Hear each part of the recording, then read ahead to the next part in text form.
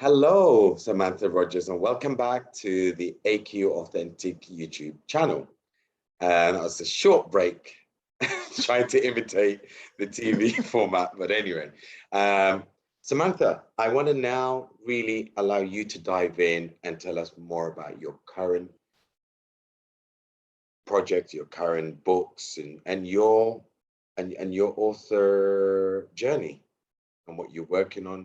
And then we'll talk about how people can connect with you. The floor is No yours. problem. Well, as I said earlier, that I've always loved writing. Started just always jotting down rhymes. I can rhyme very, very easily. And then used to write songs as well. But never did anything with those. I've got like a basket full of lyrics because really lyrics, poetry, same thing. And it was actually just before COVID kicked in. We'd had a conversation, a few of us, and I'd said some of the goals that I wanted. I always wanted to have a poetry book. And so I started writing my poems. So when lockdown kicked in, especially when school went online, obviously I thought I'm going to spend a lot more time in the house. I'm going to definitely get this book together. And I did. And I just pushed myself. There were a few moments where I had writer's block for at least a month. I couldn't write anything. And then it just started to flow. And the more it flowed, the more excited I got. And I had a friend of mine who I worked with, Karima, I have to give her a shout out. What she actually did for me was before I'd actually finished them, she'd asked me for a few of them. She put them together in a binder for me and put my name on the front. And that was the first time I've ever seen the possibility of me having a book. I'd always thought about it, but because it might have been really simple to other people, and it nearly brought me to tears, to be honest with you, when she gave it to me. She just made a front cover, put my name on it. And it made me think that could be me. And within about, I'd say, maybe 4 months. This. Oh, wow. So, you know, it really, sometimes having people around you believe in you, it's so powerful. And I had so many people around me. I've just named her because that's obviously someone I remember who put them actually physically into a binder. Had so many people around me that inspired me to continue writing because I saw lots of knockbacks that they had and they just kept going. So started doing the poems. I'd always liked writing poems. I'd watch lots of authors come into school and do author visits in all the schools I've worked at. I can honestly say I used to sit there and think that should be me because I knew that I loved writing. I just never knew if I probably had the confidence to put myself out there, because if you write, one of the biggest things you fear is criticism, that people won't like your work. But as we get older, you start to realize you can't get everybody to like you. Some people will, some people won't. But if you're doing it out of passion and you love what you do, sometimes the criticism, if it's constructive, can actually help you to get better. Absolutely. But there'll always be somebody that's got something negative to say about anything you do in life. Some of the biggest stars in the world will still get people who've got something to say, even though they have no talent themselves. But I didn't let it stop me. I just thought it's what I want to do and I'm not going to stop. And as you said earlier about when you're in your flow and you love something, I just couldn't stop. I was writing this story, that story. And as much as I say it took me a lot of time, probably I'm going to be very much like yourself and misquote this now, but there's always that saying, when you do something you love, it doesn't feel like work. No. It might take up my hours, but I love it. I mean, I sometimes I smile to myself at the thought that this is what I love doing, because I really genuinely love writing. I cannot express that anymore. And ideas come to me very quickly. So from the poetry book I put together, which was all inspired by school. That's why it's called Cool Rhymes at School Time, because obviously I've been teaching for years. There's not much I don't know about children in schools and their habits and things they like. So I just thought about lots of different things to, reflect a school experience from a child's point of view, but in a kind of, some are comedic, some are quite, there's like a poem called Mistakes, which talks about mistakes being okay. And, it's that kind of thing. I then went on to write another book called Technically Teo, which was based on a friend of mine, Isa, her son called Teo, who was a complete know-it-all. And anything you tell him, he always used to say, well, technically. And so he'd have an answer to everything, because he's very literal with words. If you said something to him, like go to bed, for example, he'd go to bed, but you'd go in the room, he's watching TV. And he'd be like, well, technically, you told me to go to bed. You didn't say I had to go to sleep. Those kind of children. When I was younger, that would have ended well. No. Not with my mum and dad. All right. Let's Children leave have a it lot as more of a that. voice nowadays, but I wouldn't even had the guts to say that to my parents, but still, but he's very, very smart. And I was very keen on having stories that had Black children as a main character Okay. because of the lack of representation in children's books. You know, I don't know for yourself, but growing up in the UK, they always say if you don't have something, you could never miss it, which is true. I don't remember seeing any books when I grew up with Black children in them.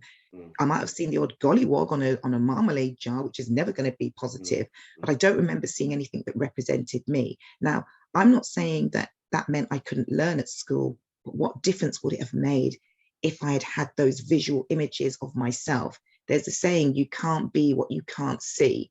And I think looking back, yes, I can reflect, but now you can make a change. And I'm absolutely committed to making that change. So all of my stories, you know, have Black characters. That's technically Teo. This story is very deep to me, Loxley's Locks, as somebody who has locks herself, because of the incessant need for people to believe that it's okay to touch your hair. And as Black people, we're very touchy about these things, you know, and I will make this very clear. It's not just because we're ignorant. This all stems back to many things, especially if we take this back to a slavery time where you'd be put out for sale and they'd come to check your teeth and check your body and your hair. I'm not for sale. And if you ask me, I could politely say no, but people do have a tendency to just try and grab into hair, whether it's afros, braids, and it's just very intrusive. And I think that there's a lot of miseducation and sometimes ignorance around that subject. So I wanted to write a story. By the way, all of my stories, the picture books, are in rhyming verse because that's what I do. And also children, it's well known, learn through rhyme, repetition, the same sounds, etc. So I was trying to do that as well. So I kept writing basically, and I couldn't stop myself. And I talked to a friend of mine. I said, "Guess what? I've written another book." By the way, just to make this clear, these are not Harry Potter type novels. These are children's books. But I've been very proud of them. I just can't stop writing, if I'm honest. And I've got about at least another 3 or 4 books that I've finished already as well. Like you said, when an idea comes, I take it. You do. But I also am very observant. A very good friend, I can't remember actually, I'm sure you were the one that introduced me to him in Dubai. I cannot remember his name. And I went to meet him, and I think I told you that he kind of put me on the path to Manny. Yes, I remember him always saying you should always have a notepad with you. And it's true, because sometimes, yes, I can quickly jot it on my phone, but I'm a very old school type of person. I like to jot things down with a pen. And so I observe things, anything I see. If I get an idea, I quickly jot it down. And that was someone I would shout out as well, Manny, because I remember there was a time when I was going to go to Rwanda to do some voluntary work. And he asked me, "What do you really want to do?" And I said, "My writing." And he said, "Well, why are you doing that then?" And it kind of made me have to sort of look at myself, because I'm deflecting again, as usual, which many people do. We procrastinate, we deflect. You know what it is that you want to do, but you find a way of derailing it in order to, "Oh, I can do that another time." No, you need to do it now. And that's taken me years to realize, but he really highlighted that. I know I've gone off script a bit there, no. I remember it very well. And there's certain things that happen to you and people you meet along the way that always stand out because of the advice that they've given you. But the books, I have loved writing them. Is it the advice, or it came at the right time when you were ready to? Or combination of both? I think it's a bit of both. Yeah, I was going to say. The advice, I think sometimes when you're deflecting or self-sabotaging, you know what you're doing. Absolutely. Most people already know. You don't need to be told that. But sometimes hearing it from someone else, and then also putting your life into perspective. And I think that's where timing is right. I was in the right space at that time.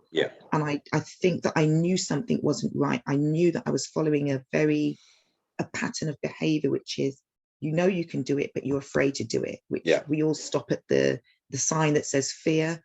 That's the time you should keep walking. But I actually took a bit of a detour. Now I still listened to his advice. I just didn't take it straight away. I did go to Rwanda for a fact finder sort of visit. I didn't take the role on, but it still took me about another year until I started, probably just under a year, to start actioning and saying, I'm going to to write. Yeah. Another piece of advice he gave me was, well, at some point then you're going to have to just focus only on the poetry. And at the time I remember thinking, are you crazy? I need money. I need my regular teaching job. No, I didn't do that straight away, Right. but that's where I am now. So again, it's about where you are, but I was always building up to that point when I knew there was going to come a time when there was no more excuses. It's now or never. And for me, it felt like the time was now. And I've now made that choice where I've left my job, and this is 100% focus, and I'm going to have a really good go at it. There are no certainties, nothing at all. But one thing I'll know is that I tried, there'll be no regrets. Yeah, as a teacher, you've heard this before. The teacher's always there when the student's ready. You know what I mean? So I think you were ready to receive it, not necessarily act on it. I think that's where I was going with saying, we've heard so many advice, and you know, people give you unsolicited advice. That's never me. But yeah. never you. Never me. I always ask permission. But yeah, but it's when you're ready. I think that's where I was going with. But thank you. So what age group and only children's book? Is that what your focus is on? I'll get to that. At the moment, the children's books predominantly, I would say, depending, I've got my poetry book. I've got 2 poetry books. So Cool Rhymes at School Time is more so Key Stage 2, which I would say 7 to 11. Okay. I have another poetry book, which I wrote also with the advice of another good friend of mine who I used to work with in Qatar, Joy. And she's a real champion for the younger years. And she had said to me, Sam, I really think it'd be a good idea to write a children's book of rhymes for the younger years. So that was my second one, called Rhyme All the Time. And that's more based, I would say, from 4 to 7. I think there is a misconception, I should even say younger, because children actually read pictures before they read words. I know that might not make sense, but I've given my books to my nephews. I've got great nephews, by the way, age, and they're like 2, and they'll look through the book. They can tell a story through pictures. That's where we all start to read. It's through visual. It doesn't have to be that they can read. Just to put out there, reading aloud to a child is one of the best ways to get children to love reading, and just immersing them around books. Like my nephew, Zai, he just adores books. He just loves books. And I think that you can actually instill a love of books into your children, but make sure they have access to them. So it doesn't mean the child has to read to be able to access the book. I would then say that I have another book that I wrote. This is one of my most recent, which is Dreams for My Future. I believe that could be read to any child, and to a child up to age of 12 plus. It's all different careers. And yes, all the characters in the book are Black. The reason I've done that as well is because to show children that you can be anything if you put your mind to it, whether it's a doctor, a scientist, a film director, you know, anything you want to be, an accountant, a judge, politician, a sports star, a gymnast. I've made it very varied, and it's lots of positive affirmations, you know, for them to think, I can be that. And somebody in a book that looks like me, you know, I can be an entrepreneur. I can do anything I want if you have that self-belief and obviously determination and hard work. Absolutely. It does come to hard work as well. Absolutely. Building on the representation that you just got, you got me thinking, not me thinking, but you got me, reminded me of a conversation that I had with my great niece too. So age again. I remember her being excited to see somebody who is muhajjaba, like who's got a cover, and it being in sports, because she's quite active. And she said it loosely. She's like, oh my God, you think I can do it too? And I've never paid attention. She might have said it before, but this time it's like, of course you can. But then when I looked at the image, it's like, I'd never dived deep into it and asked her, oh, is it because she looked? But I knew where that came from, because the girl was covered and was playing some sort of sports. There was a boxer. I saw a news report about that the other day. It's a boxer. And she was saying the same thing. I hope that I can encourage other girls who look like me. And I'm sure that might be the person you're talking about, because I saw a news article on her on the TV the other day, and I was inspired as well. Yeah, but this girl, I think it might be the same. Please, I cannot remember it, but I remember just looking at it and then going, okay, this is not the time for the conversation. But this girl was not wearing the typical Nike cover. She was actually wearing the actual muhajjab thing. But anyway, so that was a great reference for her. So anyway, so it just got me got me thinking about that, reminded me of that incident. We didn't have a conversation around it, which now leads me to think of, oh, maybe I should have a conversation. So thank you. It's more important than people think. And I think that, you see, as Black people, we deal with a lot of things that other people don't have to deal with. And I can say Black people and just people of color in general. Yeah. If you live in a world, or you've existed in a world where everything represents you, then you don't understand this a lot of the time, because you've never been the outsider. It would be like getting, for example, I'm just going to use this just as a reference. It would be like getting a white person and they go to Africa and everything around them is Black. Absolutely. Everything around this, but it's like spot the white person out of everything. All the billboards are predominantly Black advertising. So now let's flip that on the other side. There are lots of people of color in the UK, but for how long have all the billboards, most of the adverts, it's acted like we don't exist. And I have a real issue with this. And I'm sorry, I'm going to go off point here, but it is just how I am. Because suddenly there seems to be this lens has opened up. Oh, you exist now. Well, I'm 50 next year, Kadil, and no disrespect, I'm just not as appreciative of the way that everybody else seems to be. Because so what you've said is my 49 years on this planet have only now just been recognized. And then I take that further to my parents, who are 20, 30 years older than me. So now in 2021, I'm suddenly seeing billboards come out of nowhere. I mean, is there some kind of directive for every company? You must have a Black person. I've never seen so many Black faces around me, whether it's in adverts, billboards. And as much as I know there are people who are going to think, oh, typical, you can't do anything for these people, I'm very sorry. It does feel like a little bit of a slap in the face, because suddenly now we exist. Are you now validating my existence? And I'm meant to give you or bow down to you because of it? No, I won't. You knew it was wrong then. You still know it's wrong now. You're trying very quickly to redress it. And I do believe that's because of financial benefits, because you don't want to be one of those companies who are blacklisted because you've been shown that all your records have shown you've never done anything for diversity. If we're going to be really open about this, let's go back to before George Floyd. Let's see what you did for diversity before then. And inclusion. You don't get inclusion. The other word is inclusion. A hand raise. You don't get a round of applause from me because suddenly you want to become woke. I'm not interested in it at all. I just think a real honest conversation needs to be had. I'm sure there will be people who will say this, that, and the other about what I've just said. One thing about when you get to a stage in life where you feel free, I'm very unapologetic about my opinions. And I don't feel anymore now that I'm no longer tied to any such organization that I can't say how I feel.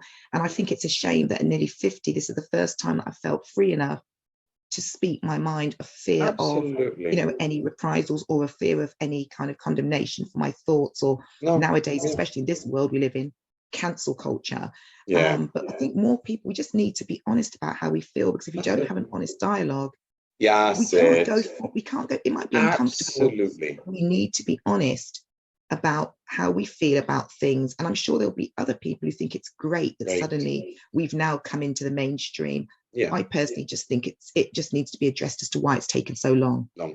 Absolutely. I agree with you. And I like the fact that you said we need to have an honest conversation. It doesn't mean I've got to prove, the idea that I've got to prove the other person wrong in order for me to be right. That's not it's just that these are the questions that I have. Let's have a conversation. It's not to say, I am blaming you, I'm putting you down in order for me to, because that is dishonoring. But having said that, it's just the idea, it really boils down to, if you've not been the other, that's where the pain came from. That's it. You've never been the other, because I don't know what it's like to be a woman. So when women's right discussions are happening, I'm like, but I've had a woman CEO and I've had a woman manager, and I've also lived, shared accommodation with them. So to me, I think there's always been, women have been on the forefront, but I wouldn't know what it's like to be a woman, because they've also had their own challenges. And I'm telling you, if you look at history, it's only been since the 70s that women had the right to vote. So you don't know what it's like until you've been the other, if you've never been the other. And I think that's where I also add, not just about being a woman, if you're Black Black woman or woman. woman of color, you Color. then Oh, take on a yeah. whole new range. It reminds me a Yeah. lot when we talk about representation, taking it Yeah. back to the books. You know, I'm sure there will be people who think, oh, you know, Yeah. why are all your characters Black? But as Toni Morrison once said to an interviewer who asked her the same question, do you ever ask any of your white authors, Yeah. why are all your characters white? It's because that's what you expect. So if I do it now, it's a problem. It's not a problem. And I think also what needs to be, there's a misconception that because my books might have a Black child on the front, that means a white child can't access Cannot read it. Yeah, Oh, yeah. Harry Potter's white. Are you telling me that no Black children read Harry Potter? Yeah. It seems to be, if it's in their favor, then it's cool. Absolutely. But when the roles are reversed, you feel alien to the book. Why? Yeah. Yeah. Do they not listen to Black musical artists? Do Yeah, they buy an album cover based on color? They buy it on talent, or because if it's a movie like Black Panther, they didn't believe that Black Panther would sell. Why? An all Black cast. Yeah. This is the world we're living in. Yeah. It sort of literally blew them out the water when it came to the box office. If the story is good, it doesn't matter who's in the movie, but they knew that it would be difficult trying to sell it. This is the world we live in.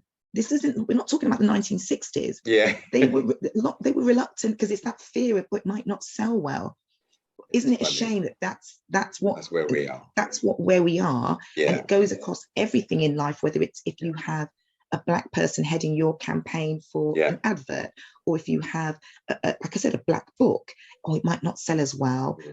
It shouldn't even have to go in a Black section of a bookstore. Absolutely. But it should be just with all the other books and have the same amount of weight that other stories would have. But you find in bookstores, they might have a Black section, or you go to the supermarket, there's a Black section, or a what do they call it, ethnic section. So you've got like your Polish foods, and you just think, but let's be honest, most of your food is exceptionally bland, and without our seasonings and our food, let's be honest, isn't Indian food the biggest food takeout in this country? Absolutely. And yet, what are we promoting? It's all this divisiveness. That's what caused division, not necessarily that it's because you've set the system up to be divisive. But if you just included everything in, very similar to, as I will now go into Black History Month, I don't agree with Black History Month. It shouldn't have to be there. Again, very similar. It should just be in the curriculum. We don't need a month. We need every day.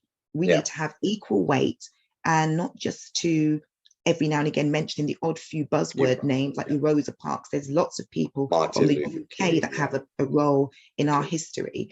But we also need to be very careful that we are giving it equal weight and an accurate reflection of history, not just starting with slavery and ending with a great job that England did to stop slavery. That's just not good enough. It's not good enough for us as adults, and it definitely isn't good enough for our children. So for me, when it comes to Black History Month, I'm very passionate about it because it might not be perfect, but for some children, it might be their only taster of a bit of Black history. And this goes for white children as well, because they also, it's just as beneficial as our Black books with Black characters for white children and children of other ethnicities, because it's part of the life they live. We live in a multicultural society. And I can only say this, I did tell you I could talk, didn't I? I can only say this, that I, as somebody who works in schools, I have a lot of faith for the younger generation. I've had lots of talks with children in our PSHE lessons, which are just lessons kids have in class. We talk about current issues and things like that. When we had a session once that I covered on stereotypes, the things the children were saying to me, it was kind of inspiring that this is the future. These children don't see things the same way. Unfortunately, for a lot of these children, where the issues will come is when they go home. If those thoughts and beliefs are at home, they will unfortunately maybe start to adopt their family's beliefs about race. But when they're young, like I said, you aren't born racist. Does that make sense? It's that's why we have faith. I have faith in the new generation coming up. But we've also got to do our part. But I do believe this conversation, that they are the future. And have this conversation. I mean, thank you for bringing that into a light, because it is so true. It is this having these conversations and also the reason why I really set up this channel is to be able to have an authentic conversation. Yes, we have dived in so deep into the diversity and the inclusion subject and where that inspiration came from, which is built into why all your books are of from a not a Black perspective, but they've got Black characters, and the theme and the central theme is Black empowerment, which really I think you've articulated well. And there is nothing wrong with saying that's what I do. And a lot of the time we do apologize for who we are and what we do in order not to feel that you are being rebellious. I mean, I will say this and I won't dive into it. Islamophobia, it's something that happened like out of nowhere. I'm like, wasn't I not Muslim when I was working with you? Yeah. Wasn't I not Muslim when I was going to school with you? So this whole Islamophobia, so when did I become the other all of a sudden?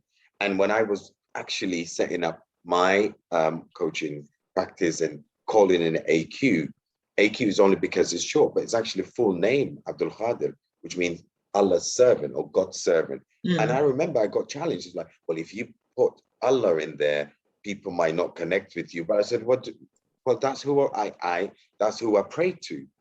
You know what I mean? But anyway, but the diversity and inclusion conversation is something that we'll definitely love to have more discussion on. But thank you for bringing us into what you're doing for Black History Month. And I really want to go back to the initial question, which was, do you only focus on kids only, or you also do other poetry or other books? But the one thing before that would be, leading up to Black History Month, what are you doing for Black History Month? I know you've done quite a lot historically. What are you doing this year? Well, last year for Black History Month, I set myself a challenge and I wrote a poem every single day, and I either posted it as a video or just as a hard copy. And I really enjoyed doing that. Will I get around to doing that this year? Who knows? I'll probably post a few poems along the way. What I'm going to be doing is putting all of those poems from last year and some new ones that I've written this year, because like I said, I'm always writing poems.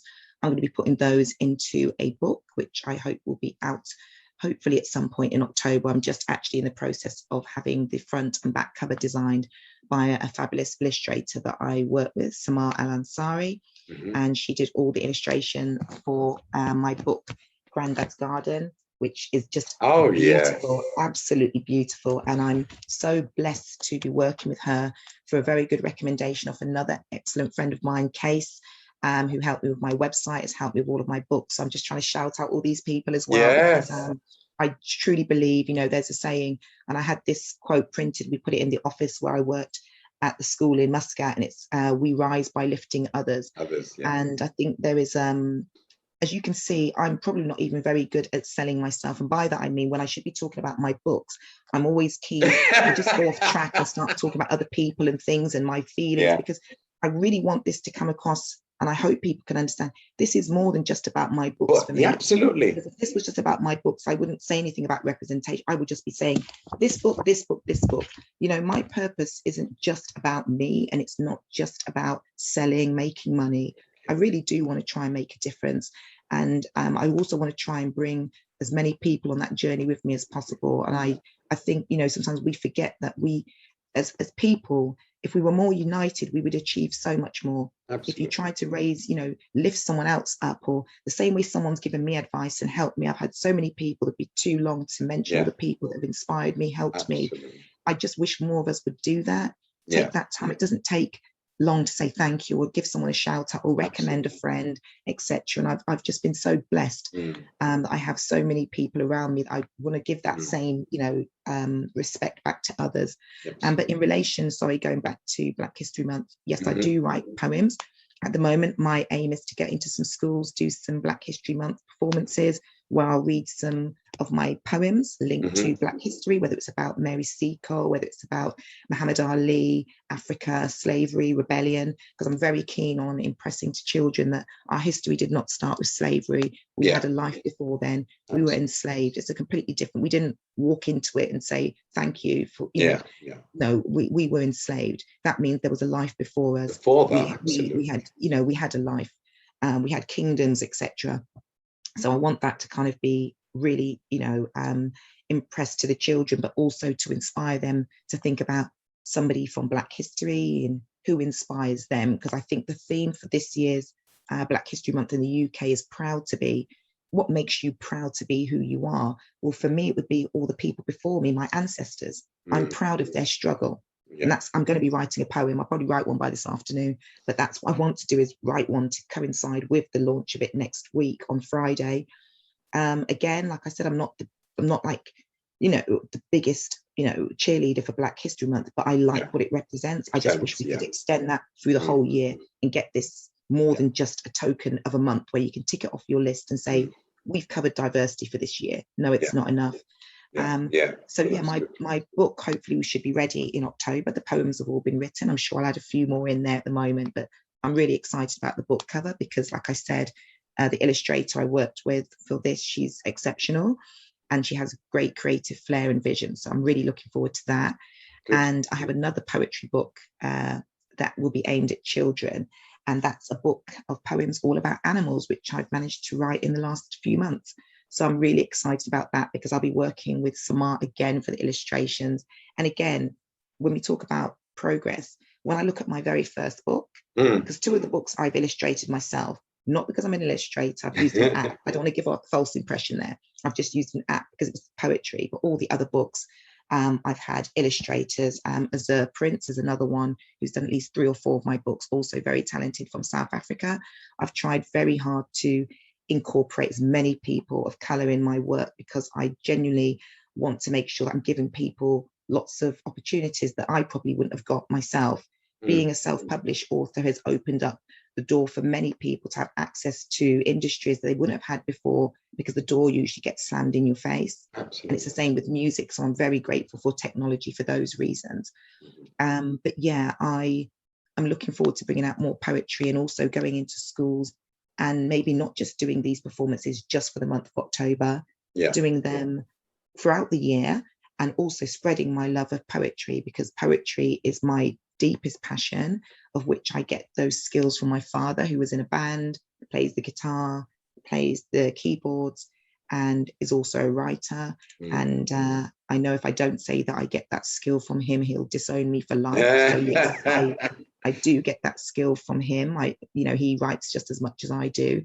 And the gardening book. And the gardening book is inspired. Oh yeah, Grandad's Garden is based all on my lovely dad. My dad has loved his garden from St. Vincent, loves his garden. I'm sure in my heart, I believe it connects him back to home. Absolutely. I know it looks nothing like home, trust me. We all know that in the UK, there's no tropics here. But I think just having that love of, planting his own food, watching it grow, it's like a process. It's very therapeutic. You hear a lot of people who do gardening say that. They take real pride in it. Absolutely. And I think especially during COVID, when he's so isolated, I'm just so blessed that my dad has a house who has a garden that could go out and get that fresh air. Whereas for many people, if you were in an apartment block, you were in isolation, and I wanted to write that not just because of his story, but just to honor him really. And it put a big smile on his face. But it's just always been inspiring, the love that he has for his garden. So I tried to, my books, sometimes they have lots of meaning. Like I have one book called Hashika's Head Wraps. And anyone that knows me knows I love wearing head wraps. And I remember the first time I tried to tie a head wrap, well. Anyway, I won't say any more. It was just a disaster. And you get better with it with time. And I'd always get people saying, how do you do your head wraps?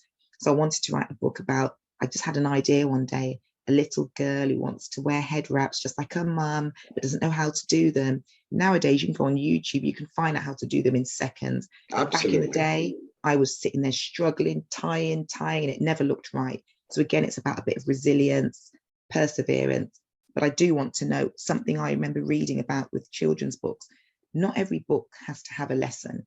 Sometimes let's have a book for the fun of having a book. Absolutely. So I know at least a couple of my books are just fun story books. Whereas the others, there's a few life lessons in there, or about, resilience, don't give up, a message, blah, blah. There's but always it's also nice just to have a book that's just fun. Like I've got a book called Sefi the Storyteller, and that's based on a child I used to work with, teach, should I say, and he just always came up with the most bizarre stories. And me and the class knew that these stories were not true, but we always went along with them. And then I started calling him Storyteller. So the whole class started calling him Storyteller. And he actually took that name on. He really enjoyed it. He was like, Miss, you never guess what?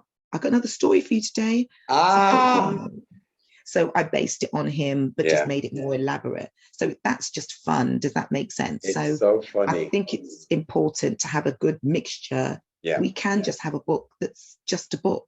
Just like with movies, yeah. not every movie has to have this deep, deep, like, slavery thing, which I'm really tired of movies about slavery, to be honest with you. I think we need to move on about that now. It happened. Let's show some positivity. Yeah. I'm tired of it. Stop giving us trauma after trauma and showing us in this very negative light. We need give me a story about a rebellion. Give me a story about uplifting us, not just taking us back to chains, which is an image that unfortunately seems to be very prevalent, and an image that they love to keep on perpetuating this image to remind us that's what we used to do. And I don't want that anymore. Our children deserve better.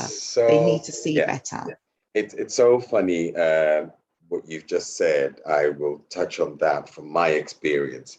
But I just wanted to go back into the storytelling, because I know my favorite author and favorite person to quote is Maya Angelou. And I know you've got a quote of her about poem, but the one that resonates with me is there is no greater agony than having an untold story inside yourself. You know what I mean? Exactly. Because we all have a story to tell, and each one is so unique.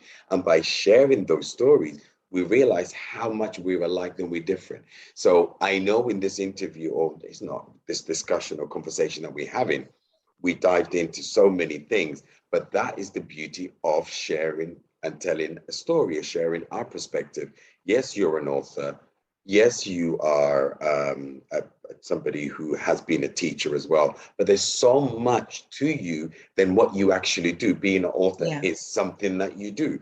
Being a teacher is something that you do. So I like the fact that you are able to open yourself up, and I thank you for that, for showing this is the makeup of who I am, but I'm passionate about this, and I'm passionate. So people get to see that you don't have, you being who you are doesn't have to take away what you do. So, and thank you for opening that up, for bringing that in, because I know we've gone off topics, but back to topic, but all of it relates to what we're talking about. So thank you again for talking about Black History Month and what you've just said about representation. I am a child of immigrant. So before we've immigrated here, my parents and my uncles and aunties were able to travel to the UK as a tourist. So we, as Somalis, we were not, it's not like we just came off the boat and we're like, yeah, no, my uncle was a pilot. And if you interview some of not just the Somalis, some of the immigrants, some of them have been a teacher, professors, pilots, doctors. So it's just the circumstances that has now made them into becoming a refugee, but there was a history. So I like what you said about, yes, slavery has happened, but before slavery, we were somebody. We were living a life. We were very great. Yeah, and whatever that story is, and I think we've missed out a lot of that and focused on the pain. But again, pain and fear of dividing individuals is what really sells. But there is a story to all of us. But thank you. You just reminded me that I am soon going to be having a conversation with my aunt, which I have to translate because she's got a lot of story, because she used to travel around the world without being a refugee. So anyway, now, Samantha, what's next for you, and how can people connect you is where I want to really focus on now. What's next for you? We've got children's books and poems, and you've announced all the books that you have coming up that are poetry and are a mix of messages, fun, and also themes around head wrap and locks. And I really do love Technically Teo. I love it.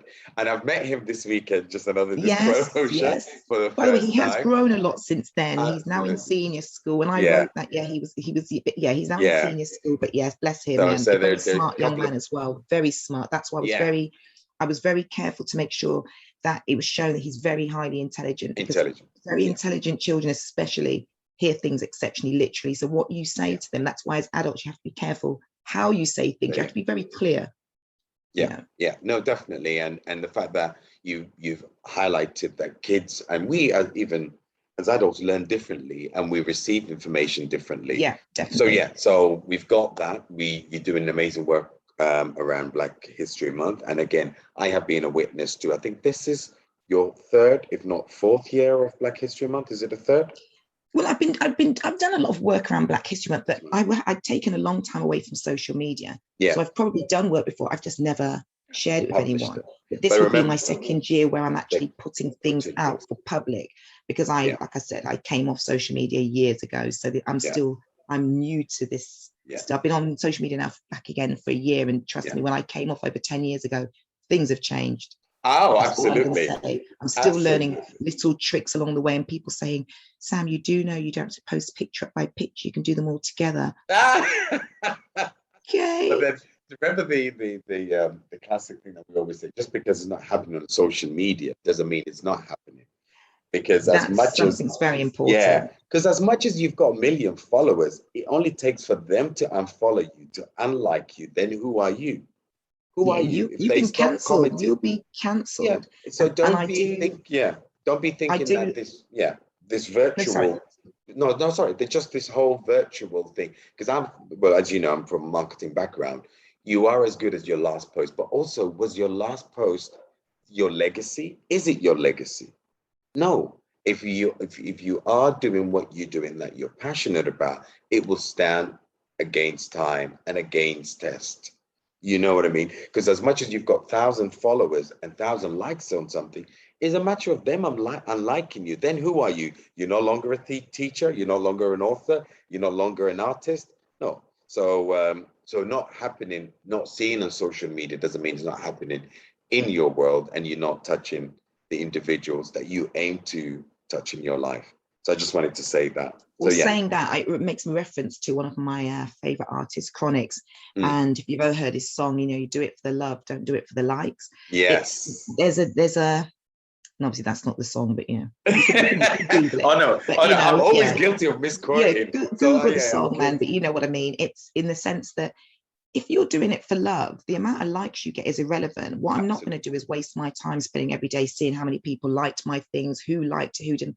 I'm really not that bothered by that. And I think one of the things, I'm so glad you touched on social media. And for anybody listening, I did say I could talk, so apologies. One of the things I noticed when I first came back on social media, I was told by a lot of people, you need to include yourself a bit more. It can't just be about the books. You've got to show up a bit more, and you're a brand. And I kind of went with that. Being someone who doesn't like social media, I came off it years ago because I found it was intrusive, takes up too much of my life. I want to live my real life, not the one for social media. So I tried all of that. And it's addictive. Of course it is. And that's why I was so glad I was not part of it. And I actually used to feel so proud when people would say to me, are you on social media? I was like, I don't do that. Now, obviously, having the books, I've realized in this new era, you can't afford not to be on social media if you are in a public kind of, you're trying to be not so much a public figure, but you're trying to, whether it's to market, sell, or reach. This is a different audience. So different purpose. It's how you use it. Absolutely. So what I noticed after a few months, or maybe up to a year, I looked over my page and I just thought, do you know what? I'm not comfortable with showing everything about myself. I have always been quite a private person, which people might think strange arena that you're now going into, but I'm on about my personal life. There are many people in society who are very successful. You don't know that much about their private life. Absolutely. That's a choice. It's a choice. We can always say, sometimes I hear some celebrities, the paparazzi, they're following me everywhere. Well, maybe if you didn't tip them off and tell them where you were going, it might not happen. At the end of the day, I'm no one's fool. You have to be very careful. If you invite them in, it's going to be really hard to get them out. So you've got to be careful of what you show, and you have a choice. So when I went over my page, I just thought, you know what, Sam, what is this really about? What are you trying to do? And I just deleted loads of images that had nothing to do with my books. I appreciate the advice I was given from people that I need to be more of a social person, but it wasn't true to me. I've been doing loads of things that over the years that no one on social media would ever know. I mean, I know you've been privy to the amount of countries I've traveled to, the holidays I've had. Not one person would know about it. And I felt a bit uncomfortable as I was starting to let people back into that. That's not because I've got anything to hide. My books are me, but my private life is also me. I'm prepared to share some, but I want to keep a lot of that to myself. So I then divided the pages up. I've got one just for my books, and then I'm going to have another one which will probably have more of my poems to do with Black history, etc. will go on there. But I'm a true believer in, like you said, this whole social media, it is very good for certain things, but we need to be careful, because we also have to remember the impression we're making on the younger generation. There are too many adults who are already addicted to it. But if you have your younger generation thinking this is life, and unfortunately we are going towards that, where they live in their phone. They don't even converse anymore. We all live in our phones, and I'm guilty of it sometimes. I'm guilty of it too. And I'm checking this on my phone, and even in regards to work. For most people, I'm sure I'm going to hit a nerve here. Most people's company can catch you at an instant now. They've got you in WhatsApp groups. Your emails on your phone. When do you have time out? Work finishes. It should finish. But suddenly you're getting emails out of hours. You're getting WhatsApp group messages from your work colleagues. And I've been a victim of that, where I've thought, hold on a minute, is the school burning down? Why are you contacting me in the evening? And I'm sure the same applies to other industries. We are now at the touch of a phone. They can get in contact with you. What happened to my freedom? Where is my social life? So if you take that into the equation, on top of the fact now that you're constantly putting all your things out on social media, where is your privacy? Absolutely. When do you get your time? And I won't allow that to happen to me. Absolutely. Don't get me wrong, there's been some moments that I've been out and about. I thought, that would be great on social media. Look, and watch me with my vain self. Look how great I look. You know, those kind of ones, or because I know the picture would look great, me and my friends, and showing everybody, look at me. But then I've just thought, no, actually, I've got those memories between me and my friends. I've sent a few pictures. I don't need to post everything. Every now and again, maybe. Absolutely. But, you know, I just think that everybody's different. I'm not judging those that do, because that's their choice. But I think it needs to be shown it's okay not to be like that. You don't have to. And I only say this, I had a friend of mine, I won't mention her name, she said to me one time, I very rarely go on there anymore, Sam, because I look at people, what they're doing with their life, and I feel like I'm not doing anything with mine. And I had to say to her, a lot of that is a myth, you know. Absolutely. Because if you were doing so much, you wouldn't have time to let anybody know about it. Absolutely.